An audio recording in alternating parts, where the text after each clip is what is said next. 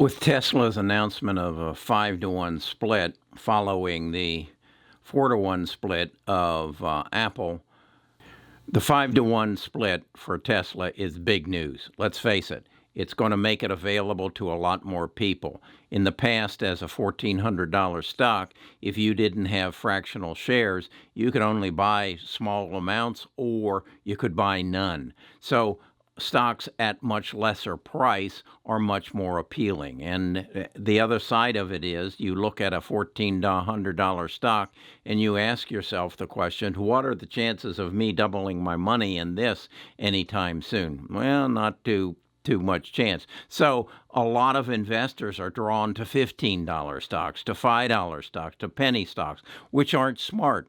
And I really applaud Tim Cook and Elon Musk because this is really not only good for them, but it's good for the investor. I think too many investors go into the stock market looking to make a quick buck, and they make bad decisions. They buy bright, shiny objects that really don't have any chance of succeeding, or if they do, it's a flash in the pan, much like Kodak. $2 stock goes to $60. You buy in at 50, you make $10, you don't sell, it's now down to below 20. So we need to be careful of those things. So I really applaud, again, Tim Cook and Elon Musk for bringing their stock down. As Elon said, it also makes it more affordable for his employees. So what's the future look like, and what should you do relative to this 5-to-1 split? Should you jump in today while it's up between 8 and 9% at $1,495? I personally will not. I don't think that's a smart move. There is a gap. It gapped up from $14.20 to the current price of $14.95. So I suspect within the next week or so, it'll fill that gap. And if I so choose, I could come in and add to my shares there. It currently is the largest holding in my portfolio, so I'm not real anxious to add to it at this point. But if I did, I would probably buy it next week, and I would be looking for that gap at 14.20. There's another gap down around 1377, but I'm not sure that Tesla will see the 1377 or the equivalent of 1377 again. As it's scheduled on August 31st, the price will be cut by a fifth. Is that right? A 5-to-1 split? Yeah, so if it's at 1,500, it'll come down to a $300 stock. This has nothing to do with the change of the valuation, but there are some other events that are going to affect Tesla's stock in the very, very near future.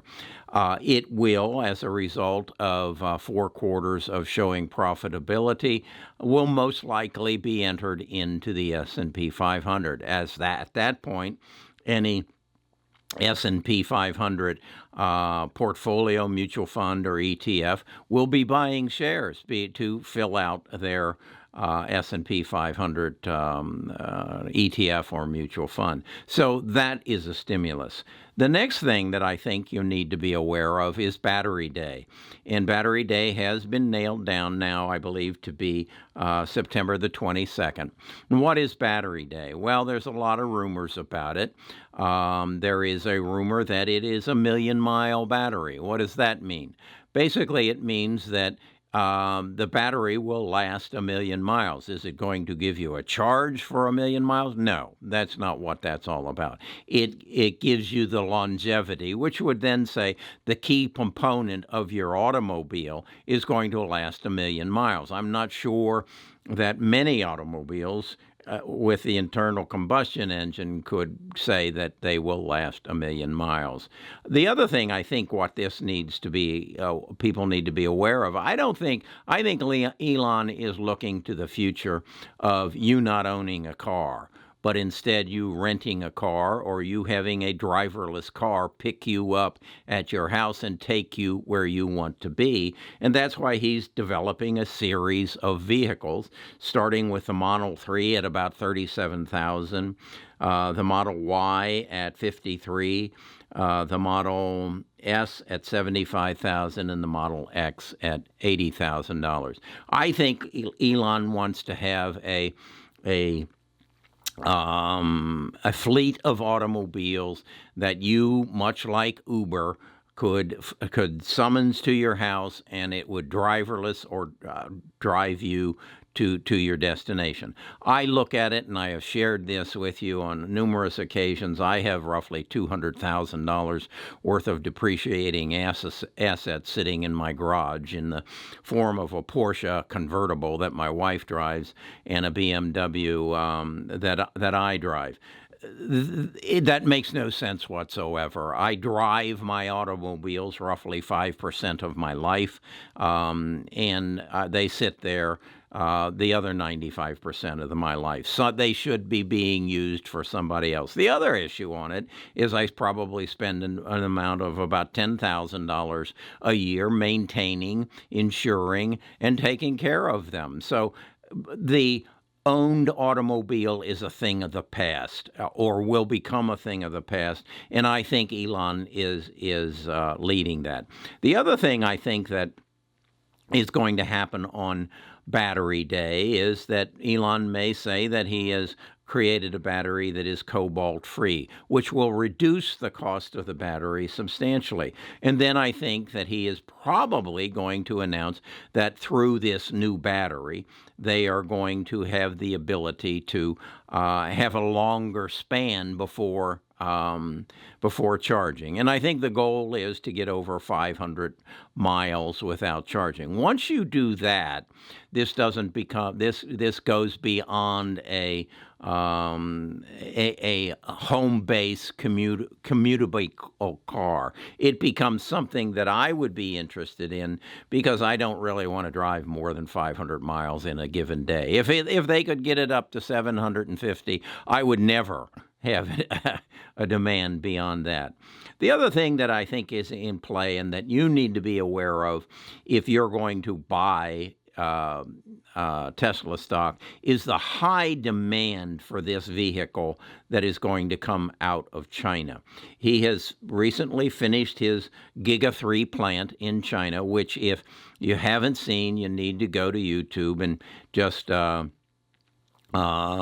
type in Tesla Giga 3 plant, a magnificent looking facility. They're projected that they're going to be putting out somewhere in the neighborhood of 150,000 units in its first year of production, and that is this year, 2020. And they are concentrating mostly on that Model 3, which is a $37,000 vehicle, which is quite affordable, can seat up to, I think, 5 people in it. And so this is going to be a major player. I think the other thing you need to be aware of, if you are an investor, is you are seeing the end of the ICE age. And the ICE stands for internal combustion engine. They are a thing of the past, or will become a thing of the past. I read something recently that said within 20 years you will have to have a special license and a special permit to have an internal combustion engine on the highway. You will also have to have a special permit to have a personally driven vehicle on the highway. The other thing I think you need to recognize is ICE automobiles, internal combustion engines, and individually driven automobiles are going to become very high cost to insure. So the long and short of this is this 5-to-1 split makes no difference whatsoever in the valuation of Tesla, and it is the highest valued automobile company in the world.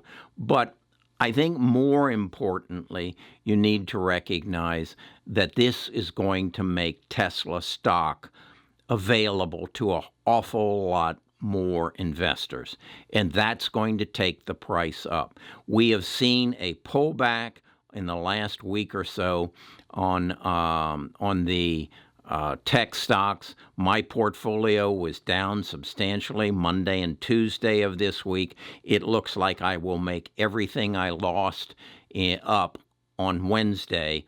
Everything I lost Monday and Tuesday will be recouped on Wednesday. It is a shift in the market. It is a recognition that there are 6 stocks that have just gone crazy. And if you don't know what those 6 stocks are, they are part of the Big Nine that Amy Webb writes about, the 6 that are located in the United States, and the 6 stocks that you need to have in your portfolio. And then number 7 would be Tesla. So, and that's what we're talking about today. So that's where we're at. I hope you saw my video yesterday on Zillow, because I think it gives you an insight of a major change that is going on in the stock market now. It used to be that small companies would become big companies, and they would come and they would dominate their area of expertise. They went through what were called all IPOs, initial public offerings. We now are entering an age where we have a number of companies that have all the capital they need to extend their reach into the areas that they want to be in.